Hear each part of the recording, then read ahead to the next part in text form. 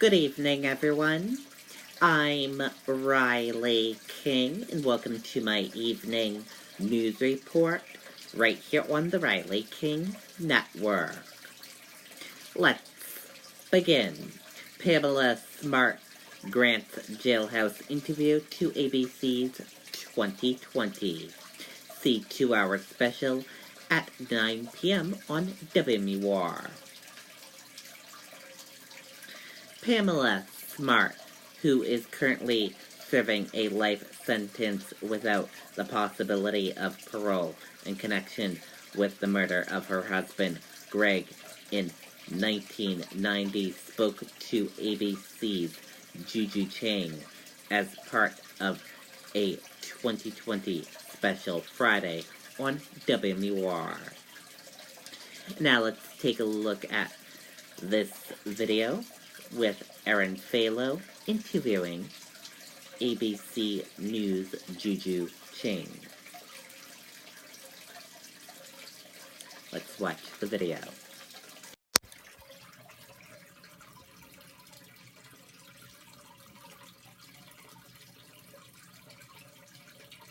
How does the automatic emergency braking in the Chevy Equinox work? Oh, no.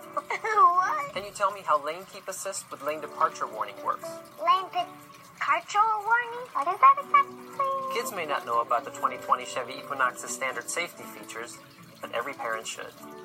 Get 0% financing for 72 months on select Chevy models, or get $3,750 cash allowance on most Equinox models. Plus, current GM owners get an additional $750 cash allowance.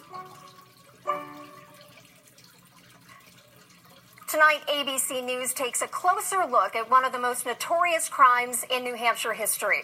Pamela Smart was sentenced to life in prison without parole for conspiring to commit the murder of her husband Greg in 1990. The 4 teens, also convicted at the time, are now free.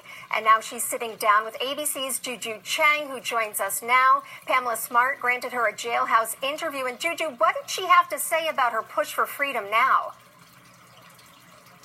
Well, I know that it is slim in terms of the chances. She is well aware of that, but she's still hoping that the idea of life without parole will be re-examined, and she's hoping for clemency from Governor Sununu. And as you said, this is one of the most notorious crimes in New Hampshire, and it had all the elements. It had, lust and murder, a 22-year-old young married woman seducing a teenage boy in one of the schools that she worked in, and conspiring to kill her husband. And yet her view all these years later is that the 4 boys that you mentioned who've already walked free threw her under the bus in order to get a shorter sentence. This is her view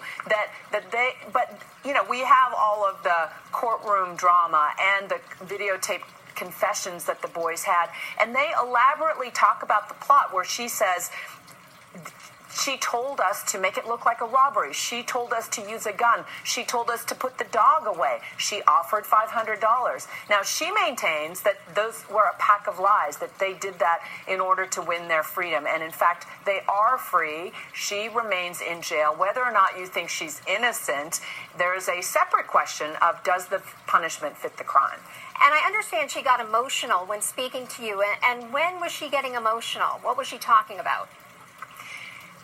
I even commented to her that I was surprised that she was getting emotional, in part because I had read about her being an ice princess and the Black Widow, and yet she's quite changed in some ways. She shed what seemed like very genuine tears, saying that she regretted having an affair with the teenage boy, Billy Flynn, that she understands now and takes responsibility for the fact that that affair directly led to her husband's death. She does, however, stop short of saying that she took part in the conspiracy. And frankly, it's part of what makes the parole board think twice about giving her clemency, because in their mind, unless you admit to the crime, you can't show real remorse. Now, we talked to Pamela's mom, Linda Wojcik, who traveled down from your neck of the woods down here to talk to us, and she has been a tireless advocate. And she said to me, with tears in her eyes, listen, I've said to Pam, just lie and say you did it if that's going to help you get out.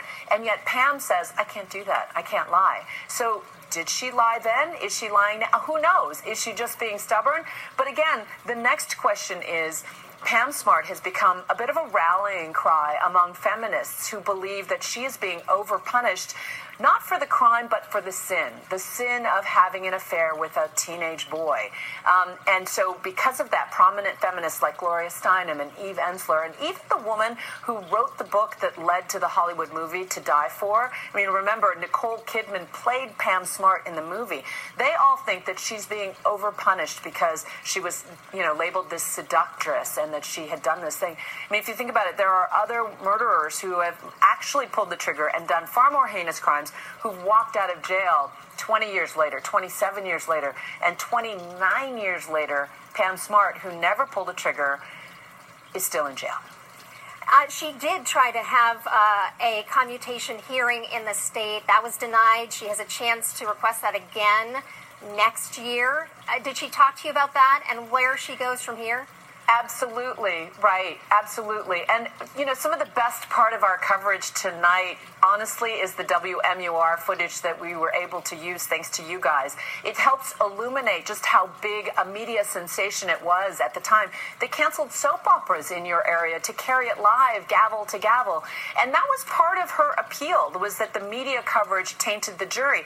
However, those appeals have gone all the way to the Supreme Court. And as you well noted, it's really up to just the last hope is clemency, and I think that is something that she will continue to push for as the years progress. All right, well, Juju, we're going to be watching tonight. You can watch that special 2-hour 2020 Tainted Love, Murder, and Pamela Smart special tonight at 9 o'clock right here on WMUR. Okay, and there you go on that video with Erin Falo and Juju Chang. And here is a preview of the 2020 episode tonight.